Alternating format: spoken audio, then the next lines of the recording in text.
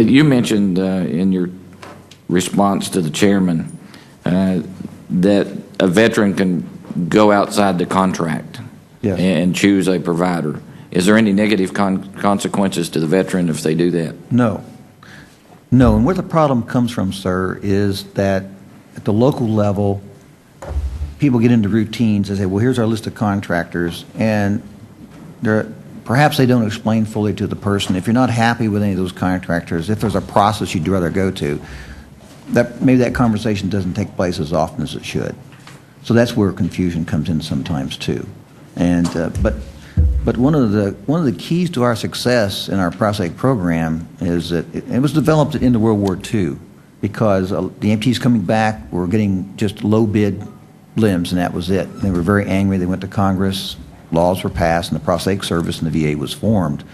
And the idea was to increase the quality of the limbs, make sure that we're on top of things. And so that tradition remains true today. One of the reasons I was appointed 28 years ago to the position of prosthetics, means I've been around a long time, but I love this job, is as a Vietnam vet, I was bound and determined that future veterans would not go through what I went through and my peers went through and your cousin went through. So we're in the system now, and we are bound and determined we're going to make it as good as it can be.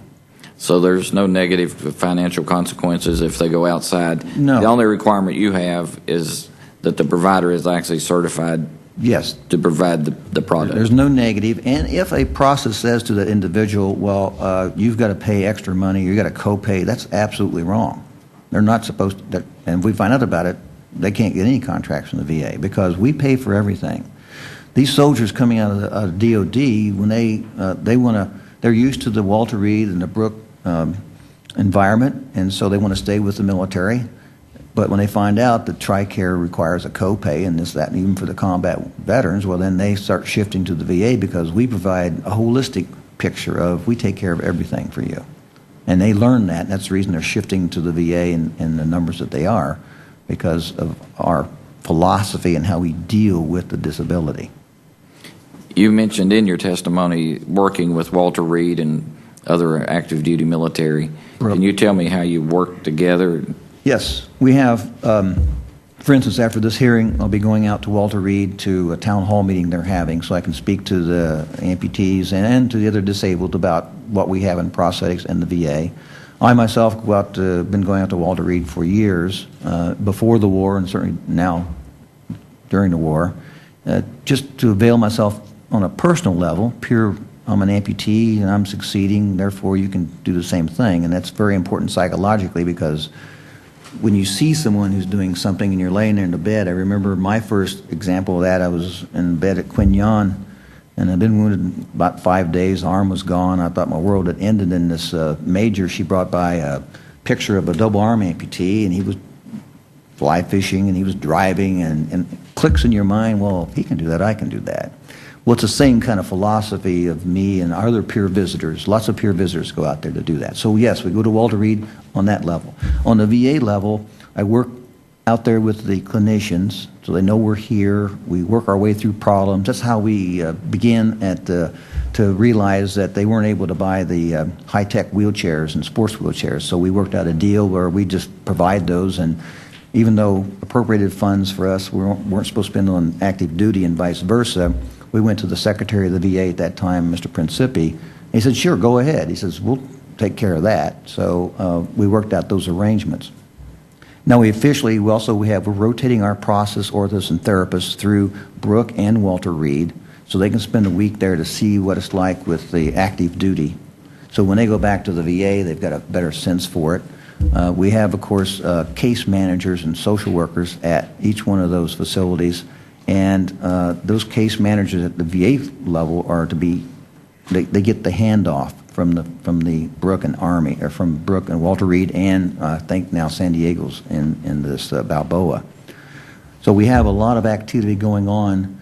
My deputy, Jane Randolph, will be going down to the military treatment facility at Brooke in a week or two, and that's where they bring their clinical folks together.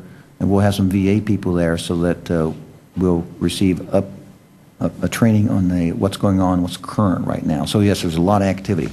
You know what happened to us at the beginning of the war? Is we were in our routines. And so these young soldiers were coming into the medical center, and we thought we had everything, into the Walter Reed, for instance.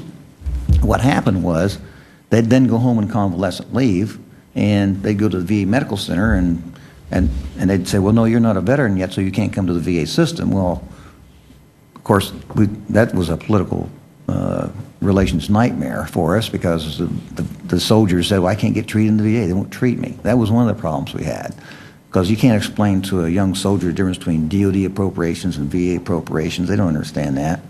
But that's how we operated, because that's the way the law was. And so that causes problems. The other problem was, for some reason, the perception was the VA did not provide high-quality, high-tech prostheses. And in this day and age, these kids out there, they would type in bad stuff into the internet, and the speed of light all around the world. All of a sudden, we weren't doing this. And it's taken us years to, we're trying to prove our point that yes, we do. So we learned a lot of lessons, and we've made a lot of corrections since then. And the forum meetings with the folks who were criticizing us, so they could see what we're really doing.